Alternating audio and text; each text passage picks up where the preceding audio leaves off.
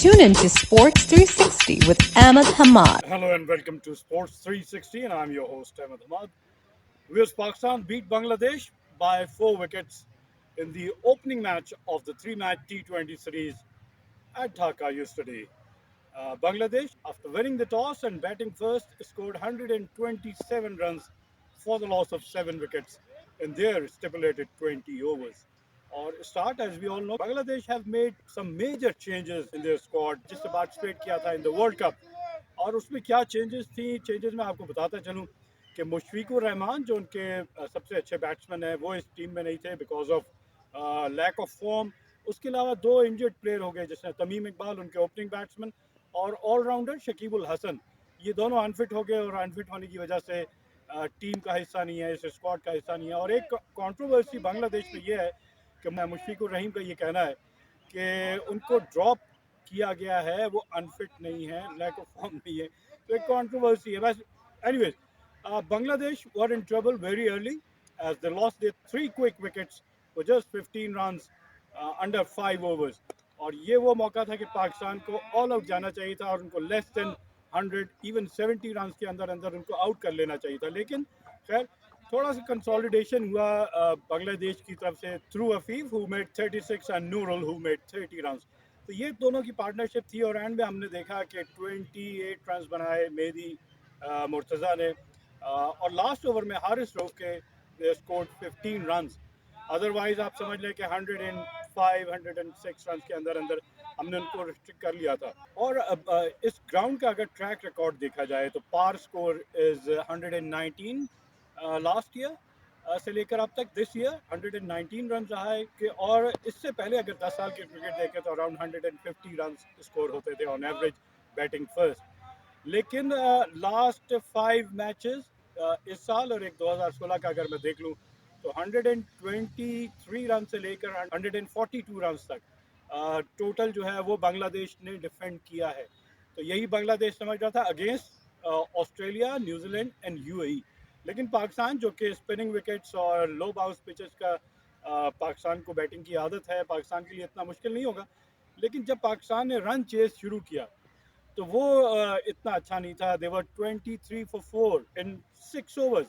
तो ये ऐसी सिचुएशन थी कि हम समझ रहे थे कि एक दफ़ा फिर हमारा कोलैप्स हो गया. क्यों कि बाबर आजम और मोहम्मद रिजवान स्कोर नहीं कर सके और रेस्ट ऑफ द बैटिंग के ऊपर जिसमें हमने चेंजेस की, हैदर अली को लेकर आए मिडिल ऑर्डर में, मोहम्मद हफीज़ जो कि इस टूर में नहीं गए हमारे साथ. तो हैदर अली के इससे पहले की परफॉर्मेंस की बात करूं तो मोहम्मद रिजवान को एक वैसा ही लेफ्ट आर्म फास्ट बॉलर का बॉल जिस तरह शाहीन शाह अफरीदी एंगल के साथ इन स्विंग करते हैं, बैट और पैड के दरमियान गैप था और उसी गैप में से मुस्तफिजुर रहमान ने मोहम्मद रिजवान को 11 के स्कोर पे होल्ड कर दिया. और फिर बाबर आजम तस्कीन अहमद की बॉल पे प्ले डाउन हो गए, ज़्यादा रन नहीं, 7 रन बनाए.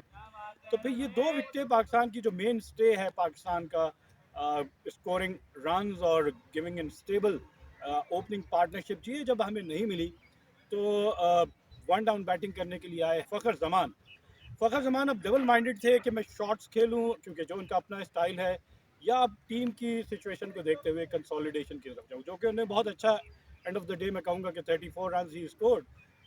बहुत अच्छी इनिंग थी उनकी और खुशरन शाह की, बोथ स्कोर्ड 34 रन ईच. लेकिन 2 डाउन बैट्समैन हैदर अली, जिनके बारे में बहुत अरसे से ये कहा जा रहा है कि वो विकेट को थ्रो कर देते हैं, आते साथ ही अगर आप चाहेंगे कि मैं छक्के लगाना शुरू कर दूं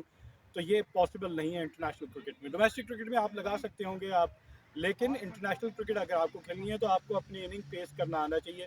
आते साथ इनिशियली आपको वी में खेलना पड़ेगा, आपको स्ट्रेट बैट के साथ खेलना पड़ेगा. अगर आप क्रॉस बैट खेलेंगे, लो पिच है या अनइवन बाउंस है, तो आपका हमेशा से टॉप एज लगेगा. Otherwise right in front of the wicket, जैसा कि कल हमने देखा कि वो उनको बॉल लगा फिर उन्हें बिल्कुल ज़ाया किया हमारे लिए रिव्यू, क्योंकि उन्हें पता था कि ऑफ स्टंप क्रीज जब आप गार्ड लेते हैं तो आपको पता होता है कि आप कहाँ खड़े होकर शॉट खेल रहे हैं. अनलेस एंड अनटिल कि आप बहुत ज़्यादा बाहर बॉल हो गया हो तो फिर आप जितनी आपकी मूवमेंट होगी बैट्समैन को बहुत अच्छा अंदाज़ा होगा. और नॉन स्ट्राइकर एंड पे भी फ़खर जमान को भी नज़र आता, लेकिन इन दोनों ने आपस में डिस्कस किया और फिर रिव्यू किया और रिव्यू में हमें नज़र आया कि बॉल बैट को लगी नहीं और जब बैट को जाके लगी तो वो in front of the wicket थी. तो इस तरह हैदर अली बगैर कोई रन बनाए आउट हो गए और अब दोबारा पाकिस्तान को फिर से मैं चाहूँगा कि पाकिस्तान इनको तीनों मैच खेले ताकि ये डिसाइड हो जाए कि हैदर अली का फ्यूचर पाकिस्तान के लिए क्या है. آپ باقی 2 اننگز میں بھی اگر اس اننگز سے لیسن لرن نہیں کریں گے اور امپروومنٹ نہیں لے کے آئیں گے کہ اننگز کس طرح بلڈ کی جاتی ہے، اسٹارٹ کس طرح کی جاتی ہے اور فنش کس طرح کی جاتی ہے، تو پھر آپ کے لیے بہت سارے سوالات ہیں کہ آپ جائیں اور ڈومیسٹک کرکٹ 3-4 سال کھیلیں انٹل اینڈ انلیس کہ آپ کو بیٹنگ کرنے کا طریقہ آ جائے۔ شعیب ملک کی اننگ کی بات کروں گا تو شعیب ملک تھوڑا سا میں کہوں گا کہ ارسپانسبل۔ آپ 450 T20s کھیلے ہوئے ہیں، 11,000 سے زیادہ آپ نے رنز بنائے ہوئے ہیں، اتنا ایکسپیرینس پلیئر، 4 ڈیکیڈز جو ہیں آپ کرکٹ میں انوالو رہے ہیں۔ 1999 میں آپ نے اسٹارٹ کیا، پھر 2000، پھر 2010 اور اب یہ 2001 آنورڈ اسٹارٹ ہو گیا ہے، تو آپ کے پاس ہیل آف این ایکسپیرینس، اور پھر آپ اگر شاٹ کھیل رہے ہیں،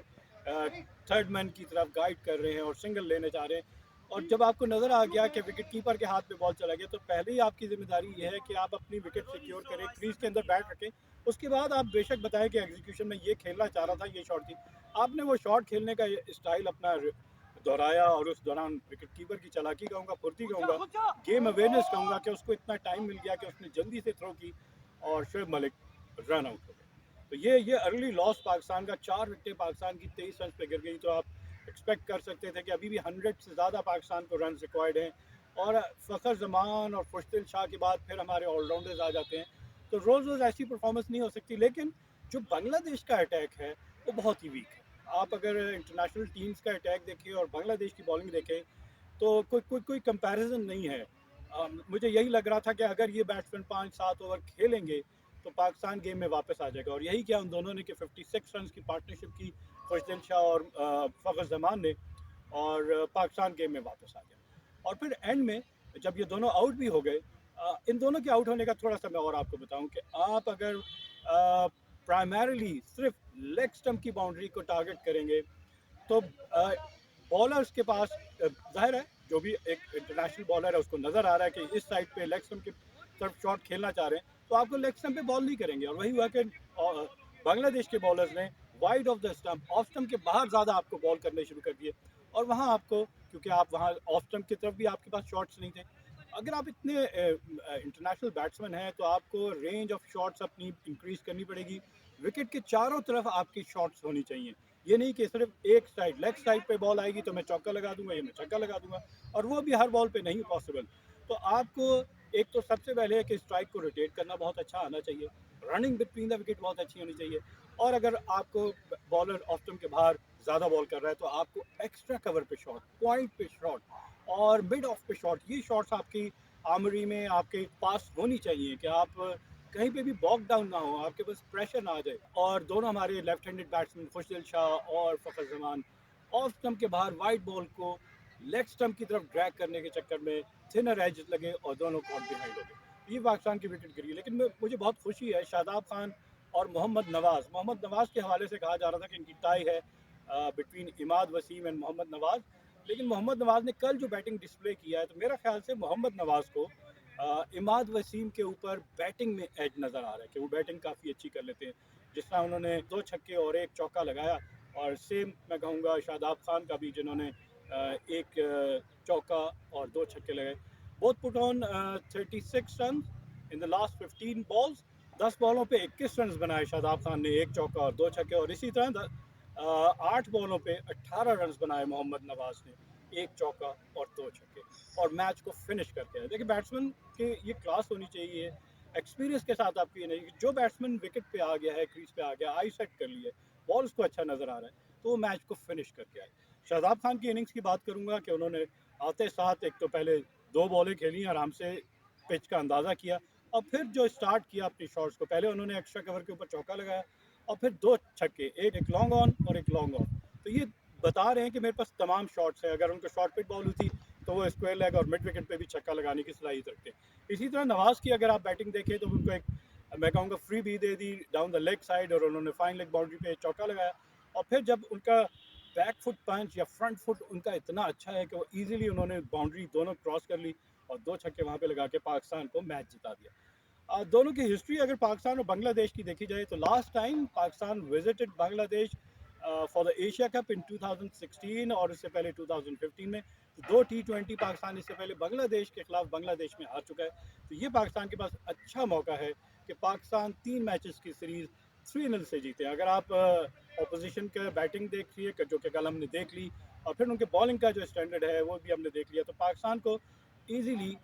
میچ کو دونوں میچز کو جیتنا چاہیے اور اپنے پوائنٹس گین کرنا چاہیے for the ranking in the I C C T20 international. اس وقت پاکستان تیسرے نمبر پہ ہے. جیسے ہی پاکستان اپنی باقی 2 میچز بھی جیتے گا تو پوائنٹس اور گین کرے گا, تو پاکستان مارجن